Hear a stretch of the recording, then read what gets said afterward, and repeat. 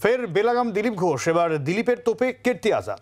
এদিন বর্ধমান শহরের কামনাড়ার গৌর কালীবাড়ি মন্দিরে পুজো দেন দিলীপ ঘোষ। আর পুজোর পর পুরোহিতকে বলেন, মাকে বলুন যাতে বর্ধমান দুর্গাপুরের সম্মান রাখতে পারেন। বহিরাগতরা যেন জামা কাপড় খুলে পালায়, নাম না করে প্রতিদ্বন্দ্বী প্রার্থীকে নিশানা বর্ধমান দুর্গাপুরের বিজেপি প্রার্থীর।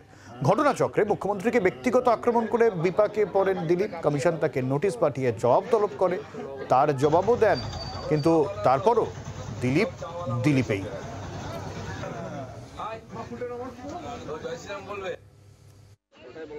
মাকে বলুন যেন বর্ধমান দুর্গাপুরের সম্মান রাখতে পারে। বহিরাগতরা যেন জামা কাপড় রেখে চলে যায়।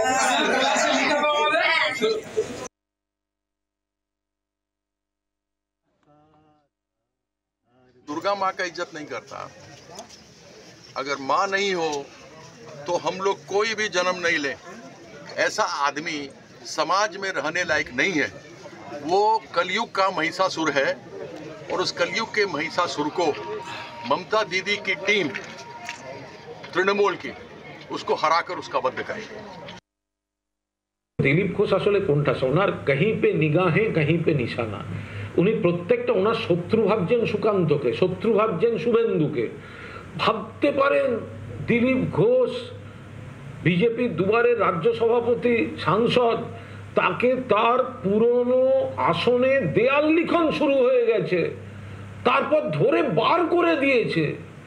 মানে কতটা খারাপ দিলীপ ঘোষের লাগছে আপনি ভাবতে পারেন, কতটা খারাপ দিলীপ ঘোষের লাগছে, অথচ বলতে পারছে না, কারণ আমরা দাঁড়াতে হবে কোনো এক জায়গা থেকে।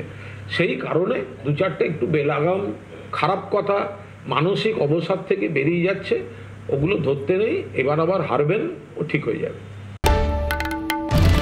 বাংলার আওয়াজ, বাঙালির আবেগ, জি 24 ঘন্টা।